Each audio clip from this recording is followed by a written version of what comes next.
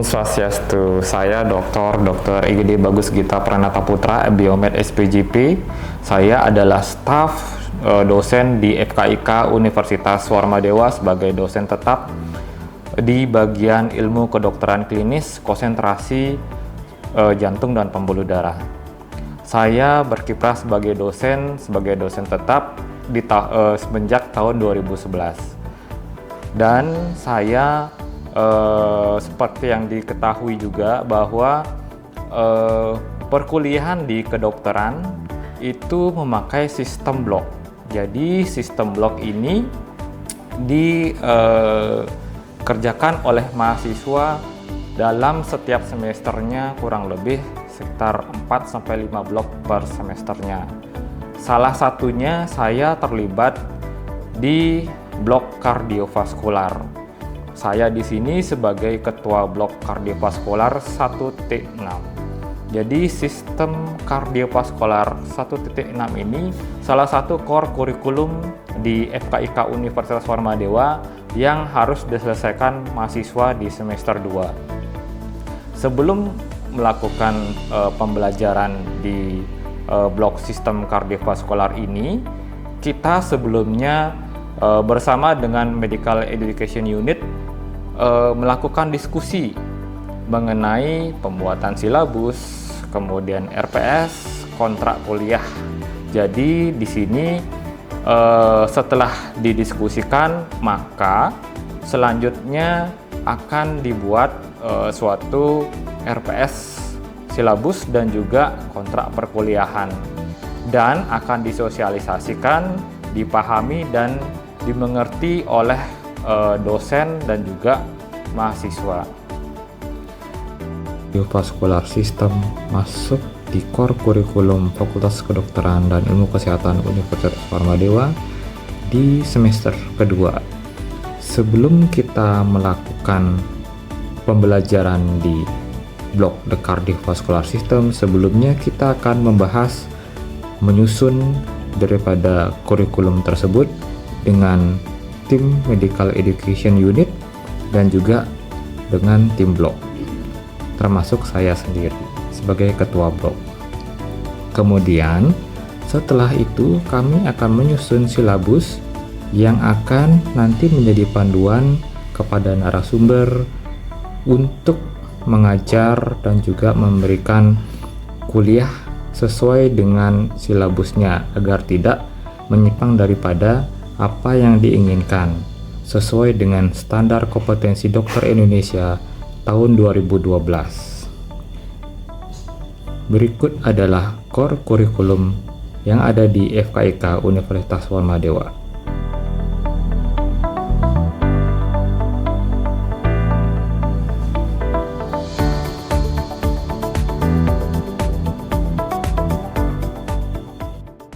Rencana pembelajaran blok 1.6 The Cardiovascular System.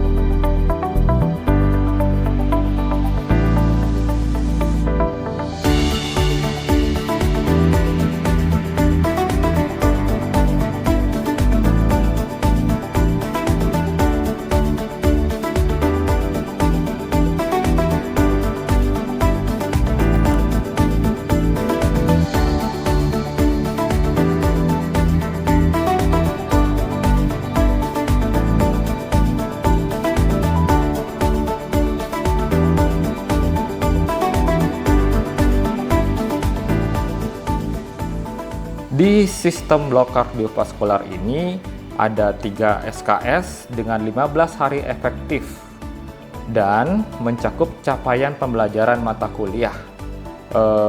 Dan diharapkan mahasiswa mampu untuk 1. Menganalisis landasan ilmiah ilmu kedokteran sistema kardiovaskular. 2. Menganalisis landasan ilmiah ilmu kedokteran sistema kardiovaskular dengan kedokteran pariwisata. 3. Menganalisis prinsip etika kedokteran. 4. Menunjukkan nilai dasar Sabta Bayu. Yang 5. Melakukan keterampilan dasar terkait ilmu kedokteran sistem kardiovaskular. Pada sistem kardiovaskular ini, saya sebagai koordinator blok juga terlibat di beberapa situasi pembelajaran. Yang pertama, perkuliahan. Di perkuliahan ini, saya memberikan insight kepada mahasiswa mengenai bagaimana sistem konduksi jantung, bagaimana jantung itu berkontraksi. Dan perkenalkan, nama saya Dr. Gita Pranata, ya, saya staf dokter jantung di Fakultas Kedokteran Universitas Warmadewa, ya. Pada pagi hari ini saya akan melakukan presentasi mengenai panduan untuk praktikum besok, ya, dengan judul Bantuan Hidup Dasar dan Pertolongan Kedaruratan Jantung. Ya, seperti yang kita ketahui bahwa penyakit jantung itu merupakan penyebab tertinggi kematian, ya. Salah satunya adalah penyakit jantung koroner dan tentu saja sudden cardiac arrest ini tidak bisa kita prediksikan, ya. Jadi penting bagi kita untuk menguasai teknik bantuan hidup dasar, ya. Itu sistem di dalam rumah sakit. Jadi sekarang ini kan sudah terakreditasi semua rumah sakit, ya. Kalau dulu tuh belum ada yang namanya sistem precious call atau blue code, ya. Kalau sekarang itu sudah dengan memencet tombol kita sudah bisa memanggil semua tim emergency, gitu, ya.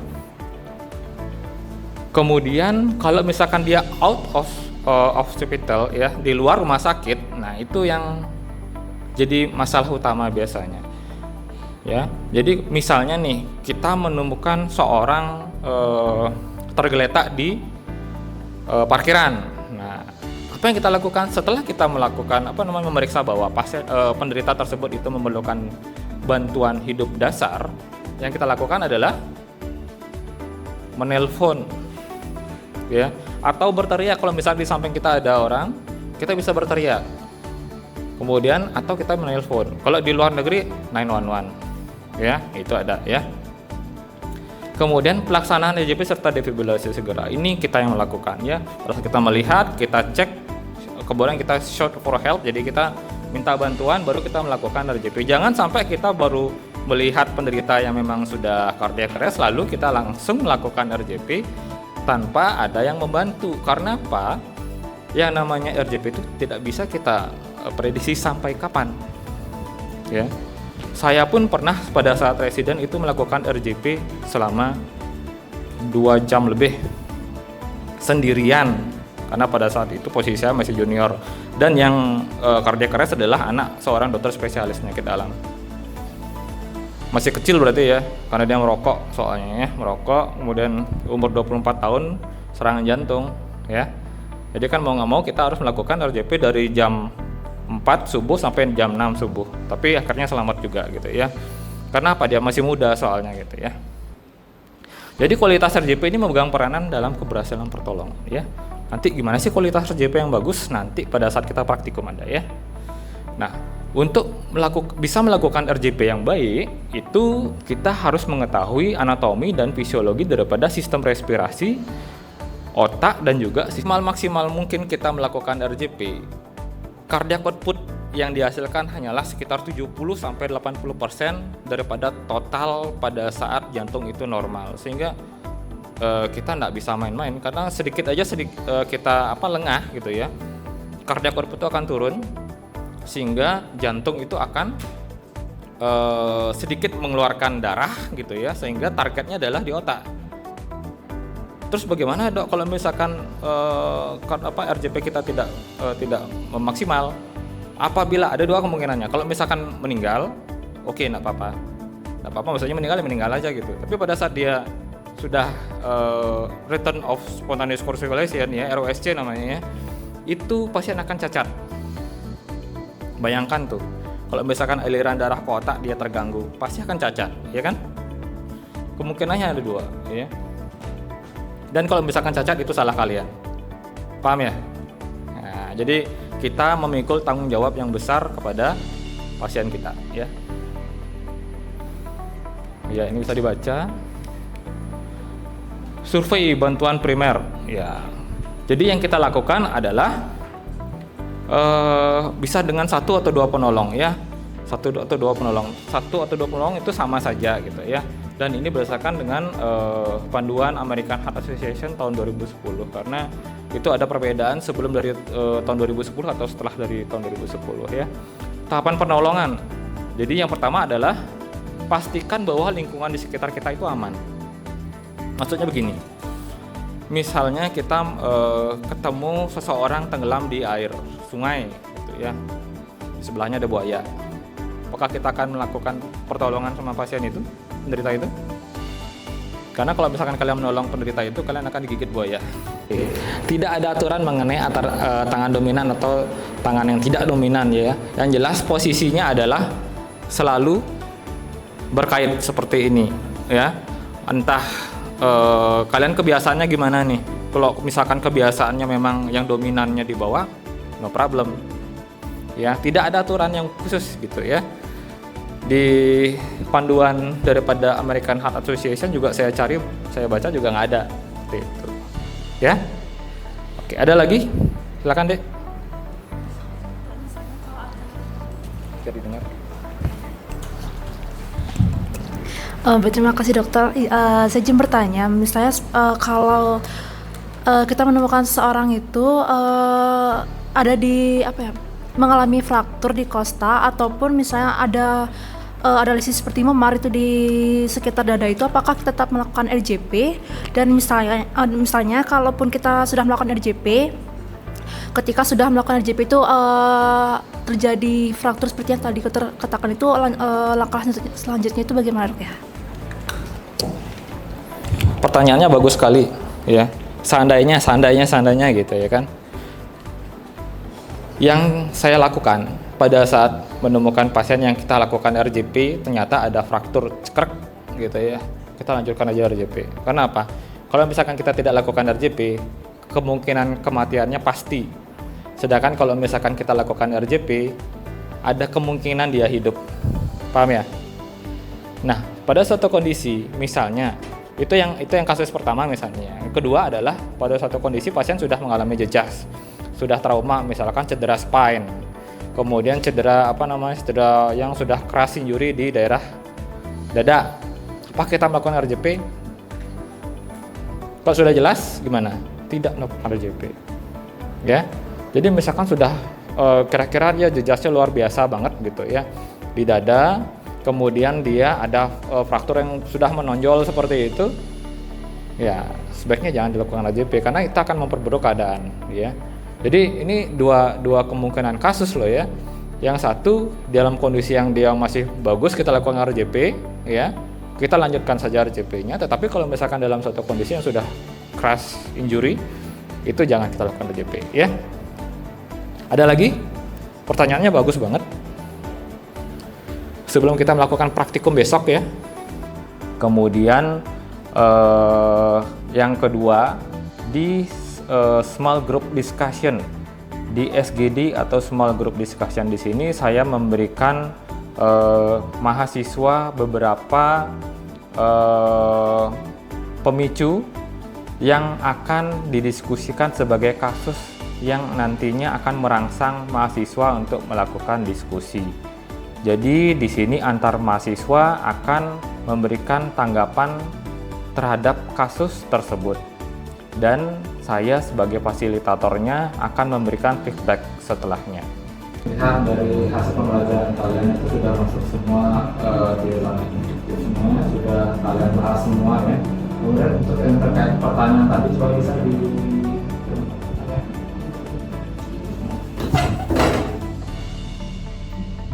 ya, beda prinsip tata laksana itu apa? ya dengan tekanan darah tinggi dan tekanan darah rendah gitu ya.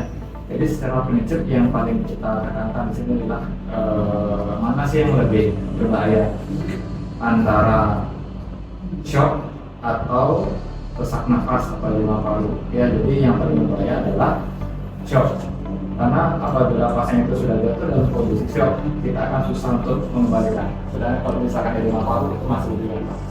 Sehingga prinsip utama adalah dengan memperbaiki tekanan darah tersebut.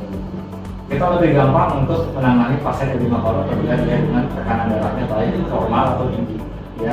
Lebih bagus yang tinggi, karena kita bisa memberikan obat-obatan secara maksimal. Sedangkan kalau misalnya pada suatu kondisi dia dengan tekanan darah rendah yang shock, kita harus memperbaiki dulu shocknya dengan memberikan obat-obatan untuk menopang.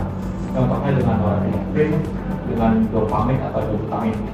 Saat dia sudah menjadi normal atau lebih tinggi tekanan darahnya, baru kita bisa memberikan obat-obatan untuk lima paru. Contohnya kita bisa memberikan diuretik, furosemid ya.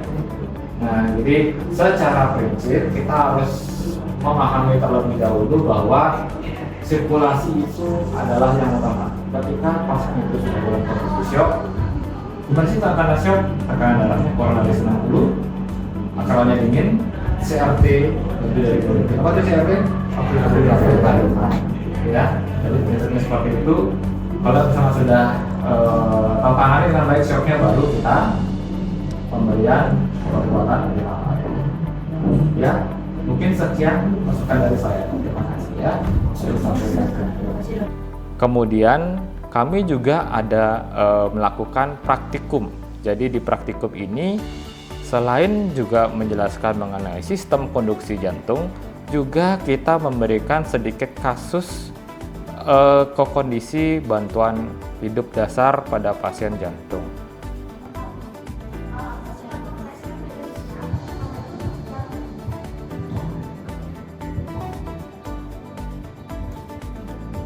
Baik, untuk kasus perkenalan, saya Mira Kusuma Putri dari Modal 7 Jadi yang pertama, bagaimana cara kompresi. Jadi untuk yang pertama itu kedalaman itu kurang lebih 5 sampai 6 cm dengan luka. Selanjutnya untuk kecepatannya bisa 100 sampai 110 kompresi per menit. Lalu untuk posisi tangannya itu harus bagian tekan dada atau sternum, yang mana itu kurang lebih sekitar di atasnya. Untuk tangannya itu agak lurus.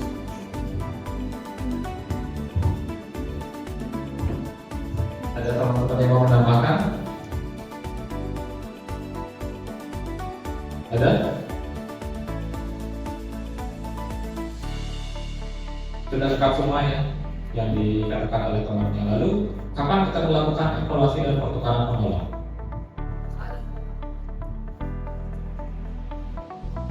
Baik dokter, saya menjawab.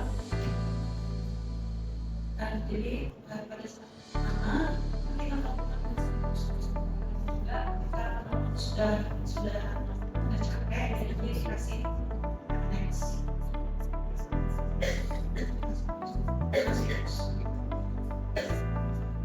Ini 5 siklus atau 2 menit ya. Jadi dalam 5 siklus itu pasti itu kurang lebih sekitar 2 menitan. Itu kita pertukaran penolong ya. Kemudian yang ketiga, apa yang Anda lakukan bila ID datang? Doni Kusuma hijau.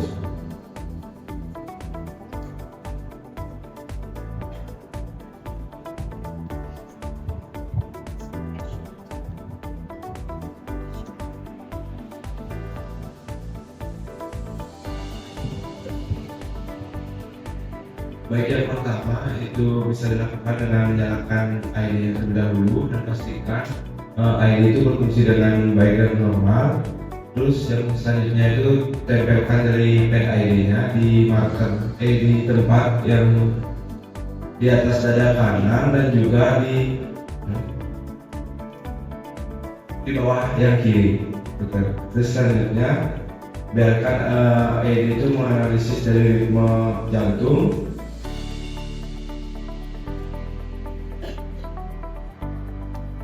Dan lakukan antibiotisa. Sekian yang satu. Jadi yang kita lakukan adalah tinggal mengikuti solusi pada AID aja. Ya. Nanti AID itu kan melakukan instruksi apa yang harus kita lakukan. Jadi misalnya pada saat berenang kalian mau menghidupkan alat, sampai pada saat kalian menghidupkan alat, kalian sudah memberikan instruksi. Ya. Jangan sentuh pasien, analisis irama, kemudian dia akan muncul apakah irama memerlukan shock, misalnya shock disarankan, jangan sentuh pasien. Kemudian baru pencet. Nah setelah pencet, baru kita dengerin instruksi berikutnya. Sekarang aman untuk pasien, LVP dilanjutkan. Nah itu sampai itu berulang-ulang terus. Ya.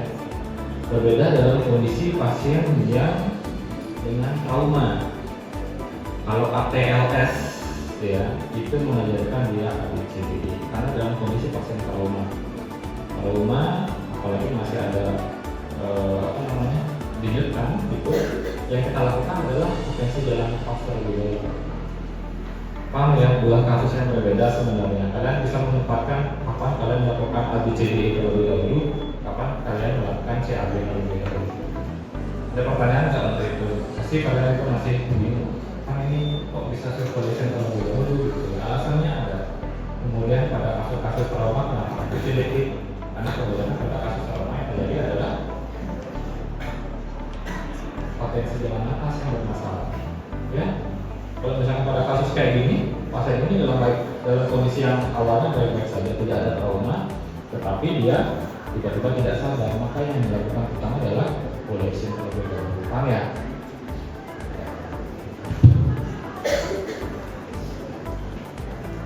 Nah ini ya sebenarnya. Nah kemudian datang tim PEPDU ya dengan membawa troli emergensi.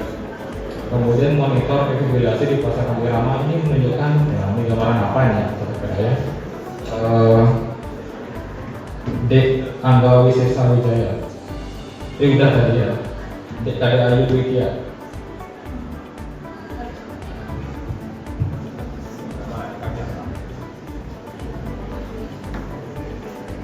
Baik dok, saya kalau tidak salah ini kayaknya ventricular fibrillasi dokter.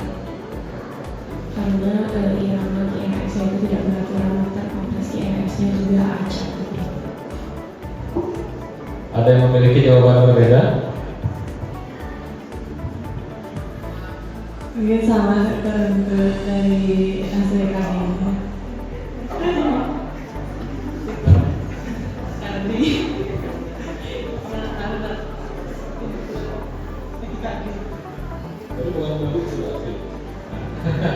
Sudah dikoreksi ya, tapi kalau takikardi oke, itu adalah gambaran kalau takikardi. Kalau takikardi yang bagaimana? Yang monomorfik atau yang polimorfik? Polimorfik ya. Jadi ini yang disebut dengan dosa dan kuan ya. Karena maksudnya kayak pelajaran tadi yang sebelumnya di blog internet lupa. Oke. Nah yang dilakukan apa yang dilakukan?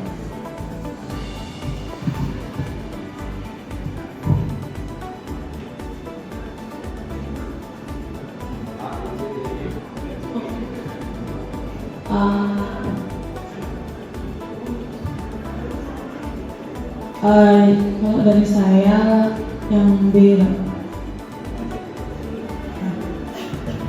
Jawabannya udah benar ya. Jadi yang kita bisa lakukan adalah melakukan defibrilasi, ya. Nah sebelum itu kita harus menyiapkan alat defibrilasi karena alat defibrilasi itu nggak bisa langsung terpakai. Maka kita harus melakukan RDP, ya, terlebih dahulu, ya. Jawabannya adalah B. Nah ini diskusi berikutnya. Pasien perempuan umur 90 tahun dirawat di ruang ICU mengalami penurunan kesadaran dengan irama seperti itu. Kemudian selain praktikum juga ada skill lab ya. Jadi skill lab di sini saya terlibatnya di 3 skill lab yang memang ada di sistem kardiovaskular. Yang pertama ya ini pemeriksaan fisik jantung, kemudian pemasangan dan interpretasi EKG, yang terakhir adalah prosedur dan tata cara pemasangan infus.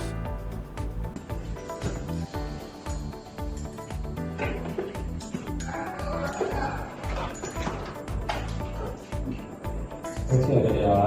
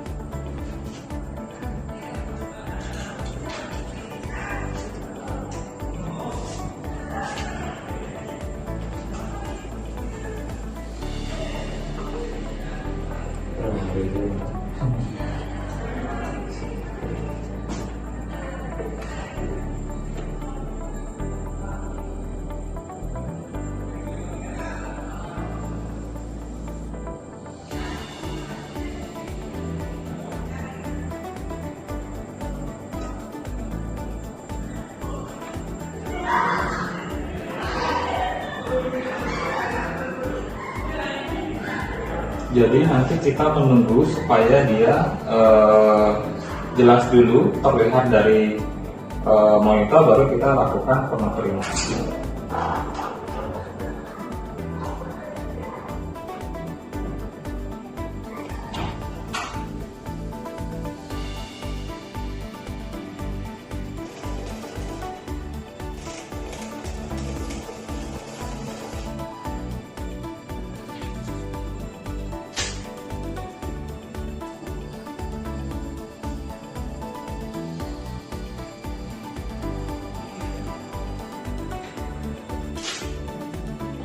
Ya, sudah keluar hasilnya dulu ya. Jadi seperti itu.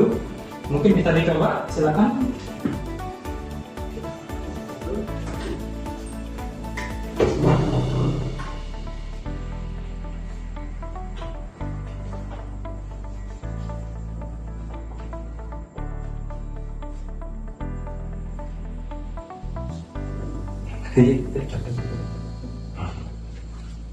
Ya, tinggal pencet itu saja. Tekan keluar hasilnya.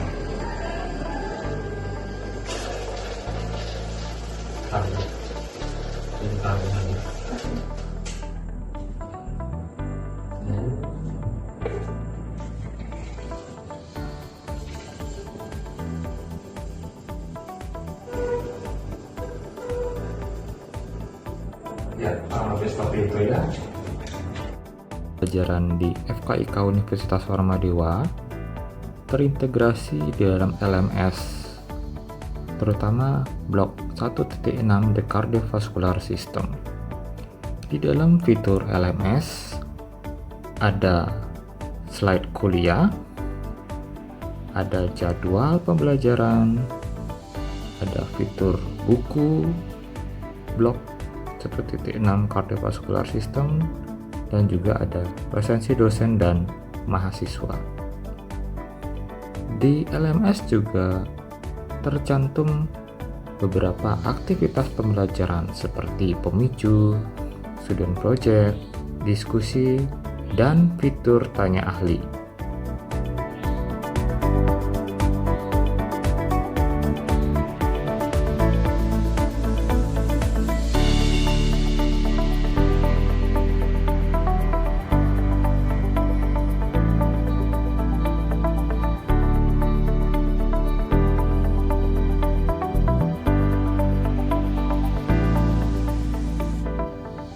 Jadi diharapkan nanti pada proses akhir daripada blog, mahasiswa dapat menganalisis dan memahami sistem kardiovaskuler untuk nantinya akan menjadi dokter yang berkompeten secara umum dan spesifiknya di bidang kardiovaskuler. Terima kasih.